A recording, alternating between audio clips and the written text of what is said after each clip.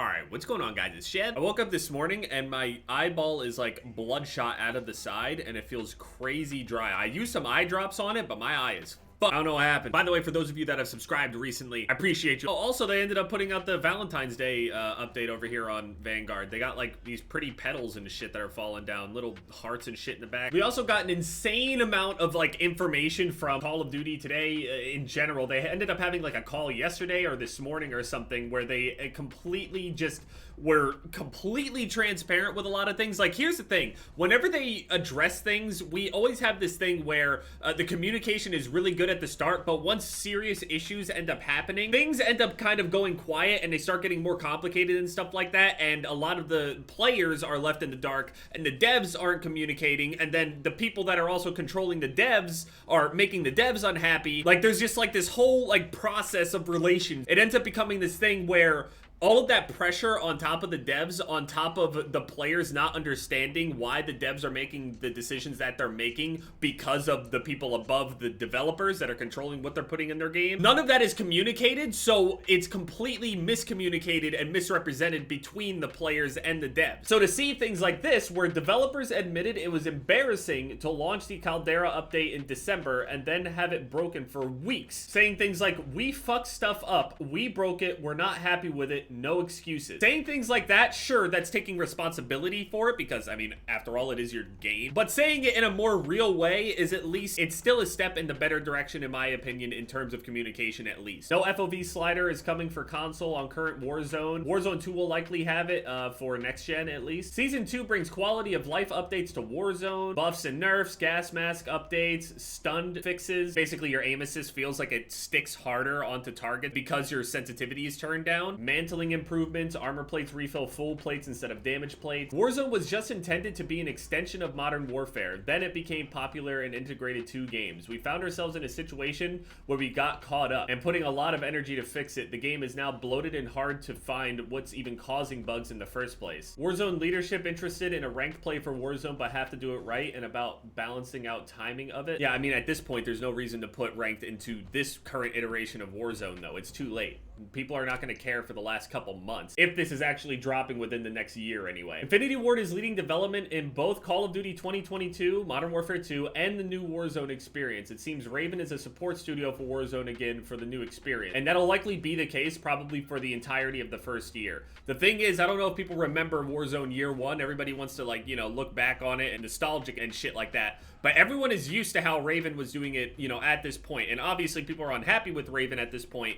But Raven also had good, you know, communication at certain points and a lot of updates. It's only recently that it's like this bad. In regards to FOV slider, said that they want everyone to have fun, and adding FOV to PC sorta opened this Pandora box of console players wanting it. Internal testing just showed that if they added it, they might as well just call it how to drop your frame rate slider. They said that after Cold War was added to Warzone, it didn't feel like Modern Warfare or Black Ops either. It just existed. They're making a brand new engine developed by Infinity Ward for this year's game, and Warzone is the foundation for the future. So they weren't planning initially on actually mashing these games into Warzone. They didn't think Warzone was going to be as successful as it was, and it wasn't necessarily at the start when it was being made. They weren't really projecting this kind of success. Which is fair enough to assume. There's also that rumor of like the Escape from Tarkov type of game mode that's coming. I mean, what if that blows up too? And what studio's working on that? You know what I mean? Like, I just feel like they're gonna stretch themselves thin and shit. Like, I would love for it to be good, but a part of me ends up feeling like the more, if they got full-blown studios working together on one specific product and we're having these kinds of issues,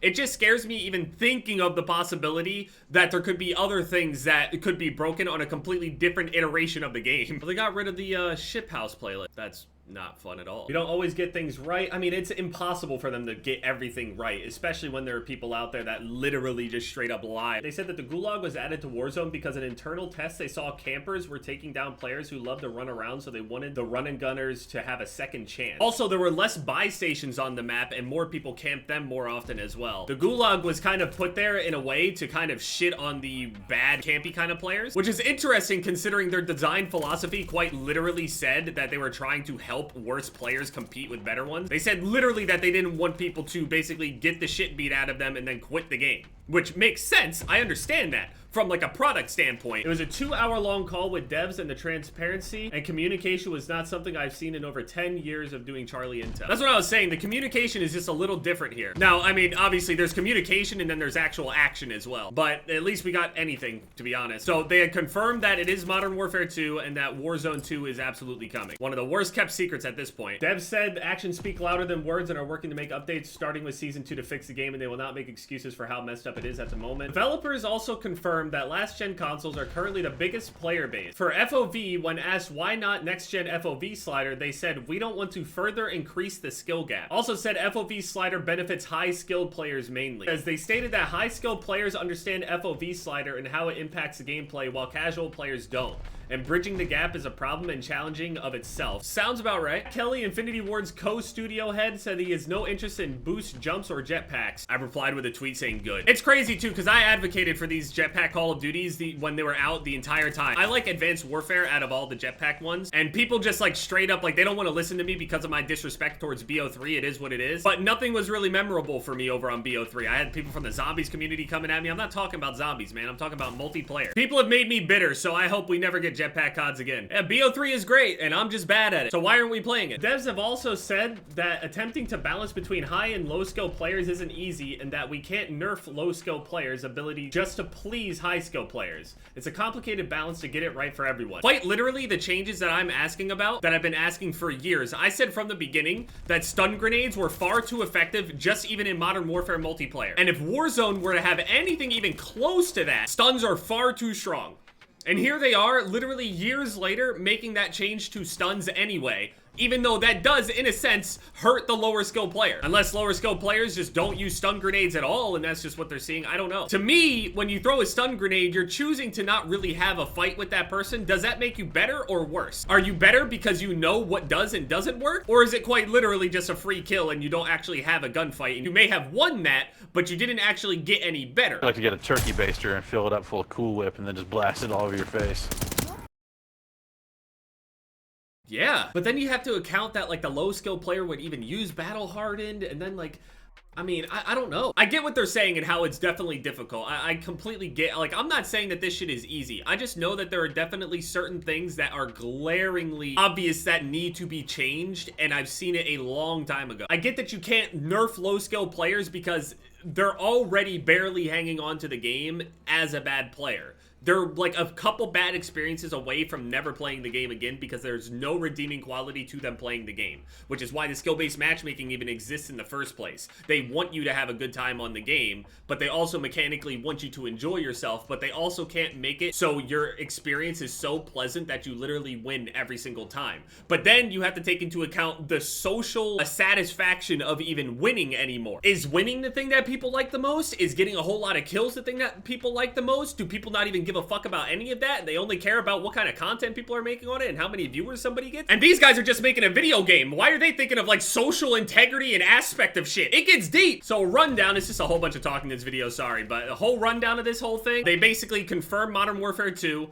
Warzone 2, all confirmed and shit. People had a call. It's just basically going to be a completely new engine for Modern Warfare 2 and Warzone 2. The communication was pretty good, and they basically explained like, hey, openly have said like, listen, we know how we can balance the game, quote, better from a high skill player's perspective and how things actually make sense down on paper. But in practice, balancing things in that certain way makes the game less enjoyable for a huge portion or the majority of players for them. But the thing is, everybody that watches these videos, like everyone thinks that they're a good player. Does anyone here even consider themselves a low tier player? A lot of people are straight up lying to themselves. Then we have to question what even is a good and a bad player. We're not even, it's too much. Anyway, development is hard. But there's also a lot more layers to it than just being mad at developers and the developers aren't good at their job and blah, blah, blah. I get mad, I see red all the time and I say shit. And over the years, trust me, I have gotten a lot more civil and a lot more respectful and a lot more considerate, which is why I don't sit around on Twitter just absolutely talking shit all day. I used to be around a lot, but I was like, at this point, there's no reason to put this energy out there anymore. I just tried to do better. And I think they're doing a better job communicating too. So hopefully with Modern Warfare 2 being a completely new engine, it says new engine. So it's a completely new engine. I don't know if it's gonna feel like Modern Warfare 1 or if it's gonna be like weird and just like not as good feeling and shit like that. It could be very jarring. We don't know. Remember how jarring it was when people realized that you couldn't do the tac sprint and slide cancel properly over on Cold War, for example? And the weird little nerfs to Vanguard and how much everybody was talking about it over in like the Champion Hill game mode and how you can't slide cancel the same way and shit. Like that was a big deal. A new engine is kind of, it's exciting, but it's also kind of nerve-wracking. So at least we know in the future though, they literally couldn't fix the first Warzone because of the sheer amount of bloat, and they just literally just weren't prepared for it to be that successful and be a long-running thing. But now they are making it their intention. So we'll see in Warzone 2, year 2 or 3, we'll see how their communication is at that time. So it will be a massive evolution of BR, and then they have a new sandbox mode, which is probably the Escape from Tarkov thing. For their sake, that Escape from Tarkov mode probably isn't going to be very good. It's their first try at some shit like that. I feel like a lot of things can be abused, and if they're talking about trying to make it so low-skill players are still successful, ooh, I mean, that could get weird, especially if they like involve actual currency and stuff like that on like a marketplace thing in-game. Ooh, yeah. Making video games is hard.